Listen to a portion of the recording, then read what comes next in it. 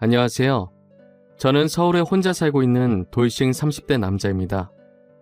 여러분들에겐 첫사랑의 기억이 어떻게 남아있나요? 다시 생각해도 설레고 아련하고 그리운 기억으로 남아있으신가요? 남자는 생각만 해도 설레는 첫사랑을 죽을 때까지 못 잊는다고 하던데 저는 다른 의미로 첫사랑을 죽을 때까지 못 잊을 것 같아요. 어쩌다 제 첫사랑의 기억이 이렇게 바뀌게 되었는지 지금부터 이야기를 풀어볼게요. 저는 고등학생 때 같은 반이었던 아내를 보고 첫눈에 반해 짝사랑을 해왔었어요. 가슴 간질간질거리는 저의 첫사랑이 그렇게 시작된 것이죠. 아내는 미모가 뛰어나서 전교생에게 정말 인기가 많았어요. 여자들은 아내가 쓰는 물건들을 따라 샀었고 학교에서 인기 좀 있다는 잘생긴 애들도 아내의 뒤를 졸졸 따라다녔었어요. 하지만 저는 잘생긴 것도 아니고 그렇다고 날씬한 것도 아니라서 뒤에서만 아내를 봤었어요. 정말 평균 이하의 외모에 살집도 있는 편이라 제가 봐도 너무 별로더라고요. 늘 그렇게 뒤에서 아내를 지켜보다가 아내가 가는 대학에도 따라 들어가게 됐어요. 아무리 그래도 그 정도까지 하냐고 말하시겠지만 저는 그만큼 아내를 무척이나 좋아했었거든요. 제 세상은 아내에 의해 흘러간다고 볼 수 있었어요. 그렇게 대학을 가서도 혼자 속으로만 좋아하다가 대학 졸업할 때쯤 제가 용기를 내서 아내에게 고백을 했어요. 현이야, 친하지도 않은 내가 이렇게 불러내서 당황했지. 졸업하기 전엔 꼭 너한테 하고 싶은 말이 있어서 불렀어. 나 너 좋아해, 현이야. 나도 알고 있었어. 고등학생 때부터 뒤에서 계속 나만 보던데 어떻게 몰라? 다른 애들은 나랑 얘기 못해서 안달이었는데 넌 끝까지 쳐다만 보더라? 아, 알고 있었어? 다른 애들은 다 잘생기고 이쁜데 난 너무 못생겼잖아. 그래서 너한테 말을 걸 용기가 없어서 그냥 뒤에서 쳐다만 봤어. 차라리 말을 걸지 그랬어. 뒤에서 쳐다만 보면 얼마나 무서운 줄 아니? 장난이야. 오히려 다른 애들과는 다르게 특이해서 자꾸 눈길이 가더라고. 아, 그랬어? 그럼 계속 특이한 애로 남게 오늘도 말 걸지 말 걸 그랬나? 나 근데 정말 너 좋아해. 대학까지 따라올 만큼 진짜 진심으로 좋아해. 대학까지 따라온 거야? 내가 뭐라고 이렇게 좋아해 주는 거야? 나 정말 별거 아닌 사람인데. 아니야. 너만 보고 있으면 주변이 환해지고 너가 웃을 때마다 내가 행복해지는걸. 이젠 졸업 앞두고 마지막이라고 생각하고 말한 거야. 부담 가지지 마. 대답 안 해줘도 돼. 왜? 난 대답하고 싶은데. 원래 고백은 대답 들으려고 하는 거 아닌가? 나는 좋아. 우리 한번 만나보자. 아직 어리니까 가볍게 만나보고 아니면 그때 헤어지면 되지. 저는 인생은 믿져봐야 본전이라는 생각에 당연히 차일 것이라고 예상하고 고백한 것인데 예상 밖으로 아내는 활짝 웃으면서 저를 받아주더라고요. 그렇게 저희는 얼떨결에 연애를 하게 되었어요. 남들과 똑같이 데이트도 하고 사랑을 나누었죠. 아내 주변에서는 도대체 저를 왜 만나냐고 했었는데 그냥 웃기만 하더라고요. 저는 이유가 뭐든 지금 아내와 사귀고 있다는 자체가 행복해서 아무런 상관이 없었어요. 그리고 졸업을 하고 저는 운 좋게 대기업에 취업을 하게 되었어요. 아내도 대기업에 계속 이력서를 넣어보는데 서류 전형은 대부분 합격을 하는데 저보다 자격증이 많이 부족해서 그런지 최종 면접에서 항상 떨어지더라고요. 결국은 대기업은 포기하고 중소기업에 취직을 하게 되었죠. 위로가 전혀 안 되겠지만 그래도 아내에게 취직 축하한다고 맛있는 것도 사주고 아내가 평소 갖고 싶어 했던 지갑도 축하 선물로 사줬습니다. 아내는 저의 응원을 받고 힘을 내서 열심히 회사를 다녔어요. 제가 어느 정도 직급이 올라갔을 때 아내에게 결혼을 하자고 했어요. 아내는 망설임도 없이 단칼에 제 청혼을 거절하더라고요. 아직 직장이 변변치 못하다면서 자신이 당당해질 수 있을 때 결혼을 하고 싶다고 했었어요. 아무것도 없는 나랑 결혼하고 싶다고 해줘서 너무 고마운데 아직 내가 직장이 변변치 않아서 지금 결혼하기엔 너한테 너무 미안해. 그럼 내가 싫어서 거절하는 게 아니라 직장 때문에 거절하는 거야? 직장이 무슨 상관이야. 우리 둘이 잘 살면 되는 거지. 그래도 직장이 좋아야 월급도 많이 받고 우리가 걱정 없이 살 거 아니야. 너 월급에 비하면 내 월급은 너무 작잖아. 나는 내가 네 앞에서 당당해질 수 있을 때 결혼하고 싶어. 그래도 너가 안 버는 것보단 낫지. 우리 둘이 같이 벌면 괜찮아. 그리고 나 혼자 벌어도 너 하나쯤은 먹여 살릴 수 있어. 아내가 저보다 못한 직장에 다닌다고 스트레스 받아 하는 것 같아서 괜찮다고 다독여줬어요. 아내는 제가 대기업에 다니니까 확실히 제 월급이 자신 월급보다 많다는 것을 알았지만 정확히 얼마나 되는지 모르는 상태였거든요. 그래서 저는 아내에게 이 정도의 월급을 받고 있으니 결혼해도 문제가 없다고 설득했죠. 제가 자신보다 2배 넘게 받는다는 것을 듣고 놀라더니 고민을 하는 것 같더라고요. 계속되는 저의 설득 끝에 아내는 긍정적으로 생각이 바뀐 것인지 제 청혼을 받아주었어요. 제가 이렇게 결혼을 서두르게 된 이유는 회사에서도 아내가 인기가 많은 것 같더라고요. 아내가 종종 회사에서 치근덕거리는 남직원이 있다고 얘기를 꺼낼 때마다 다른 남자들이 더 이상 치근덕거리지 않게 얼른 결혼을 해야겠다는 마음을 먹게 됐죠.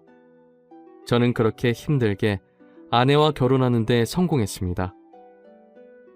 저희는 결혼한 지 2년이 지났는데도 자식 없이 여전히 둘이서 신혼생활을 보내고 있어요. 사실 아무리 노력을 해도 아이가 저에게 찾아올 생각을 하지 않더라고요. 아내와 저는 아직 젊으니까 조급해하지 말고 아이가 찾아올 때까지 천천히 기다려보기로 했어요. 그러다 결혼 3년 차가 되었을 때 아내가 임신을 했더라고요. 저희 부모님은 아들이든 딸이든 상관없다며 너무 수고했다고 고맙다면서 아내의 손을 꼭 잡고 우셨어요. 아내도 어머니의 눈물을 보고선 살짝 눈가에 눈물이 고였더라고요. 며느리 아끼는 시부모님 덕분에 낙동강 오리알 신세가 된 저만 힘들어졌었어요. 아내 회사가 중소기업이어도 설립자가 여성분이어서 그런지 복지가 대기업 못지않게 좋더라고요. 아내는 일을 하면 스트레스 받을까봐 아이를 위해 휴직을 하고 집에서 쉬고 있었어요. 혹시나 쉬면서 집안일이라도 할까 어머니께서 집에 오셔서 아내 대신 집안일을 다 해놓고 가시더라고요. 저도 퇴근하고 오면 어머니의 잔소리를 듣고 아내의 시중을 들기 시작했고요.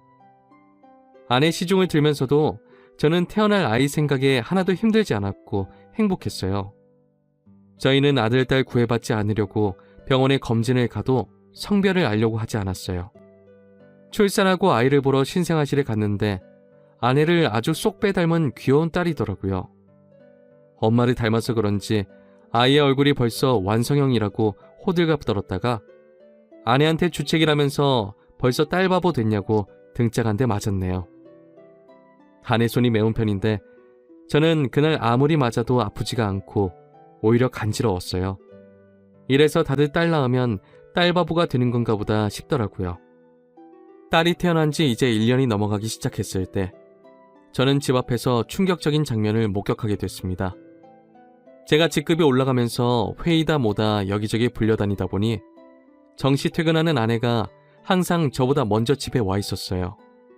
그런데 제가 몸이 안 좋은 것 같아서 회의에 참석하지 못하고 집에 바로 온 적이 있었어요. 차를 주차하고 내리려고 가방을 챙기는데 어떤 차에서 내리는 아내가 보이더라고요. 아내는 운전면허가 없어서 항상 제가 데려다 주거나 대중교통을 이용해서 출퇴근을 했었거든요. 저는 처음엔 동료가 데려다 준 거라고 생각하고 신경을 쓰지 않으려고 했었어요. 그런데 아내가 집에 들어가려고 할 때 남자가 차에서 내리더니 아쉽다는 듯 아내의 손을 잡더라고요. 저는 내리려고 손잡이에 올린 손을 떼고 그 모습을 어처구니 없이 쳐다보고 있었어요. 아내는 남자를 보면서 웃고 있고 남자는 잡은 손을 앙탈 부리듯이 흔들고 난리도 아니더라고요. 다른 사람이 보면 그 둘이 부부인 줄 알겠더라고요. 하필이면 제 차가 입구 정면에 주차하고 있어서 제 블랙박스에 그 장면이 그대로 다 찍혔었어요. 저는 차 안에서 나오지 않고 아내가 들어간 후에도 그 장면만 계속 돌려보고 있었어요. 잘못 생각한 거라고 현실을 부정하려 했지만 보면 볼수록 외도가 맞는 것 같아서 화가 나더라고요. 더 확실한 증거를 잡아야겠다는 생각에 저는 집으로 바로 들어가지 않았어요. 차 안에서 쉬다가 원래 제가 퇴근하던 시간에 맞춰서 집에 들어갔죠. 아내가 웃으면서 저한테 왔냐고 말하는데 온몸에 소름이 돋았어요.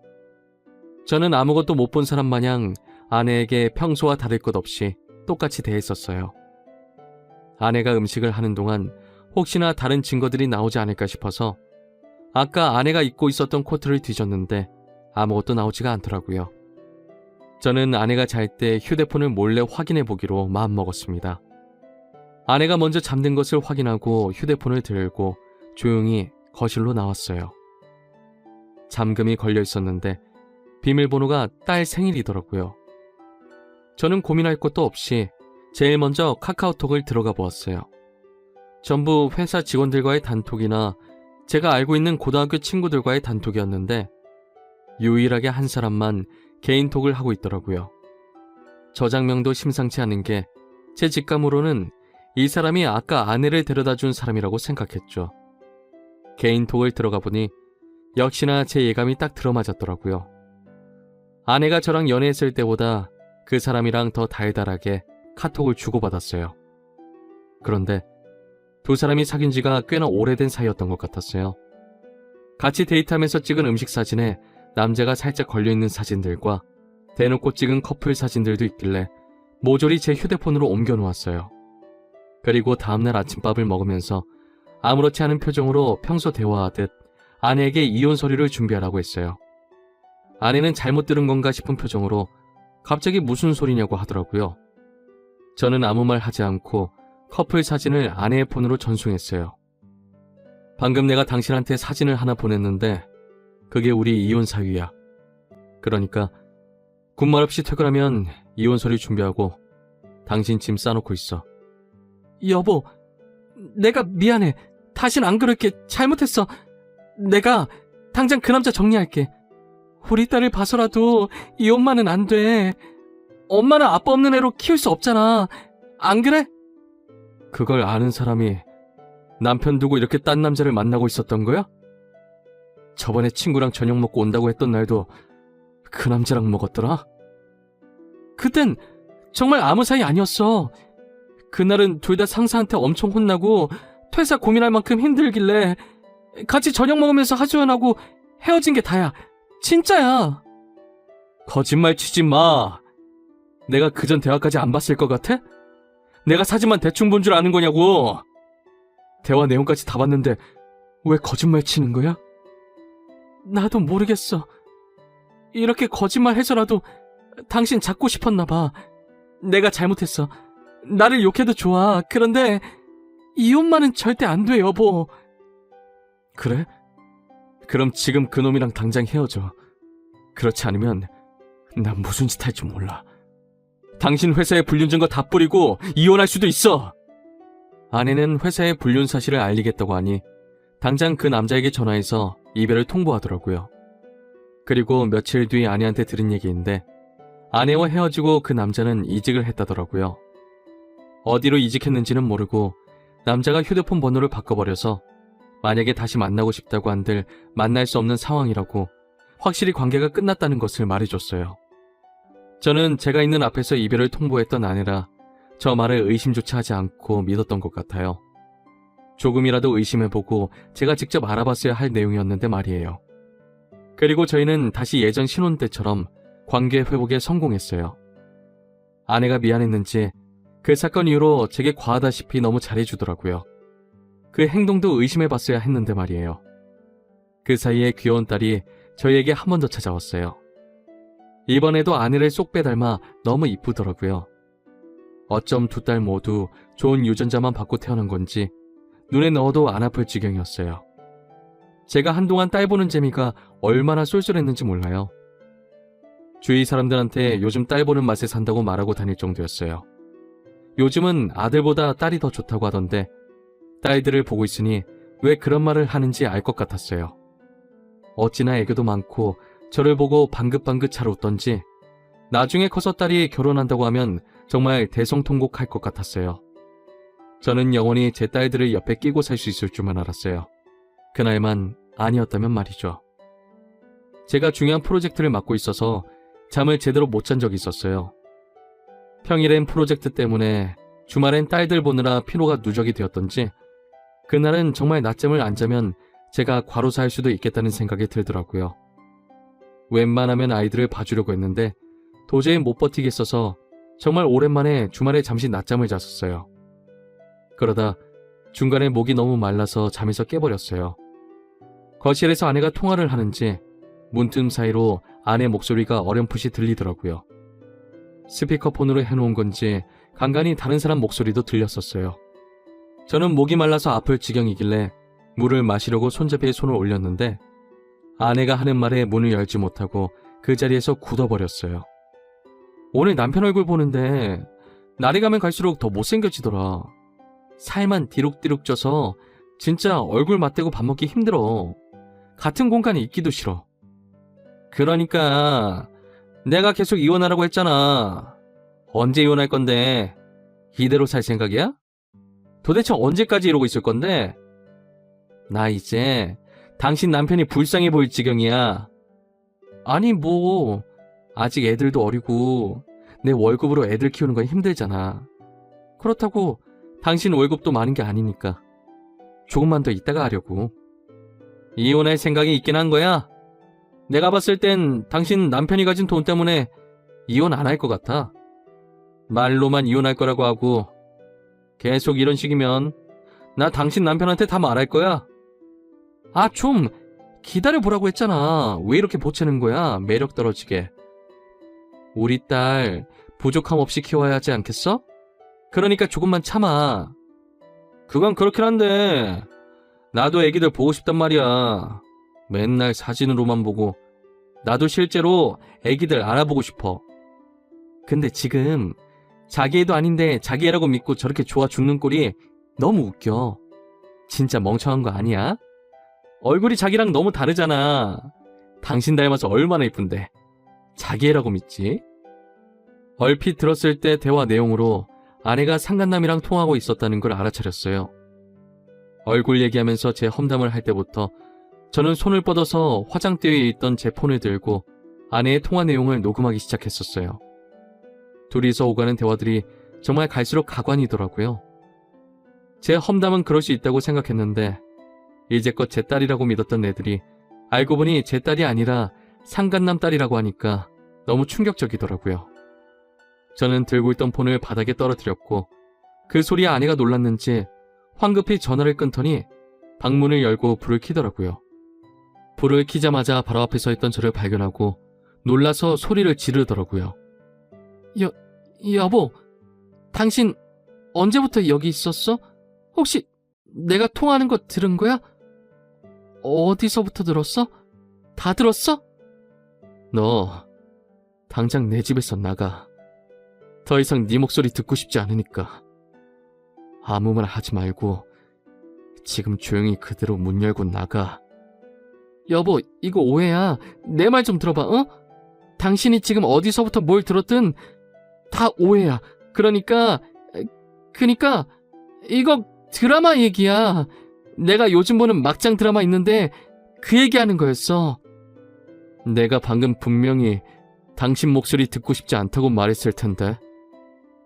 나가. 안 나가? 못 나가겠으면 내가 나가게 만들어줘? 아이들 데리고 당장 나가! 여보, 내가 정말 미안해, 어? 나 여기서 절대 못 나가. 한 발자국도 안 나갈 거야. 여기서 나가면 정말 갈 곳이 없어. 그러니까 제발 한 번만 봐줘. 괜히 입만 아프게 더 말할 필요 없고 여기 있는 물건들 다 내 돈으로 산 거니까 그대로 두고 귀찮게 짐 쌀 필요 없이 몸만 나가면 되겠네. 아이들 데리고 나가. 내 인내심도 여기까지니까. 아내는 계속 나갈 수 없다면서 제 바지가랑이를 잡고 늘어지더라고요. 저희가 싸우는 소리에 놀란 애들도 울고불고 난리가 났었어요. 제 애가 아니라는 말을 들으니 더 이상 애들이 울든 말든 달래주고 싶지가 않았어요. 아이용품은 저희 집에 둬왔자 필요가 없으니 대충 애들 짐만 챙겨서 아내 손에 쥐어줬어요. 아내는 제가 쥐어진 가방을 던지고 못 간다면서 바닥에 들어 눕더라고요. 제가 경찰에 전화하는 신용을 하니 아이들을 데리고 나갔어요. 알고 보니 아내는 전에 저한테 들켰던 그 상간남과 계속 만나고 있었더라고요. 저번에 헤어졌다는 말도 거짓말이었고 이직을 했다는 말도 전부 거짓말이었어요. 그렇게 저를 속이고 둘은 뒤에서 만남을 이어갔던 거예요. 제 자식이라고 믿었던 딸들도 그 남자와 아내 사이에서 낳은 딸들이었던 거죠. 지금까지 저와 자신 사이에 아이를 낳고 싶지 않아서 피임약을 복용하고 있었더라고요. 아내는 상간남이 가진 게 쥐뿔도 없었는데 단지 얼굴 하나만 보고 만난 것이었어요. 저랑은 그저 돈을 많이 버니까 돈 때문에 계속 만나다가 결혼까지 하게 된 것이었죠. 저는 모든 사실을 알고 바로 변호사 선임해서 이혼 소송과 상간남 소송을 했어요. 아내와 상간남은 제게 당장 줄 돈이 없다고 미안하다고 빌더라고요. 여보, 내가 잘못했어. 당신이 이혼하라면 이혼해줄게. 우리 소송까지는 하지 말자, 어? 그래도 같이 살아온 세월이 있는데 합의 이혼으로 끝내면 안 될까? 정말 죄송합니다. 용서받지 못할 짓 한 거 알아요. 그치만 소송만은 하지 말아주세요. 모아둔 돈도 없어서 당장 위자료 줄 돈이 없어요. 이렇게 부탁드립니다. 이렇게 될 거라고 예상을 못했나 봐요. 제가 저번에도 용서하고 넘어가 주니까 이번에도 사과하면 그냥 넘어갈 줄 알았어요? 저 절대 고소 취할 생각 없습니다. 아내가 외도한 게 이번이 처음도 아니고 심지어 똑같은 남자랑 다시 외도를 했는데 저는 너무 괘씸해서 그 둘을 선처해줄 마음이 전혀 없었어요. 결국 둘은 저한테 줄 위자료가 없어서 사채까지 써서 줬더라고요. 매달 정확하게 들어오는 월급 받고 사채를 쓴 모양인데 제가 가만히 있을 리 없었죠. 저는 불륜 증거들을 아내 회사에 뿌리기 시작했어요. 회사 내 커뮤니티에 익명으로 녹음본과 함께 글도 올렸고 팩스로 커플 사진들도 보내고 제가 할 수 있는 건 다 했었어요. 결국 아내와 상간남은 회사에서 질타를 받으며 그대로 쫓겨났습니다. 그리고 현재까지도 빚쟁이들을 피해 도망 다니고 있는 것 같더라고요. 그러게 처음 제가 용서하고 넘어가 줬을 때 정신을 차렸어야 했는데 자기 발등 자기가 찍는 짓을 왜 하나 싶습니다. 저는 정말 죽을 때까지도 이 일을 절대 못 잊을 것 같아요. 다시는 결혼할 생각도 그렇다고 연애를 할 생각도 전혀 없어요. 저는 이렇게 혼자서 걱정 없이 사는 것도 괜찮을 것 같다는 생각을 해요. 오히려 부양할 가족이 없으니 마음이 더 편해졌어요. 저희 어머니는 아직도 집사람이 바람펴서 이혼한 줄 모르고 계세요. 나이도 많으신데 혹시나 충격에 쓰러지실까봐 영원히 제 가슴에만 묻어두려고 합니다. 여러분들은 첫사랑의 기억이 꼭 이쁘게 남아있었으면 좋겠네요. 지금까지 제 이야기 들어주신 모든 분들께 감사합니다. 모두 가족들과 행복하고 따뜻한 겨울 보내시길 바랍니다.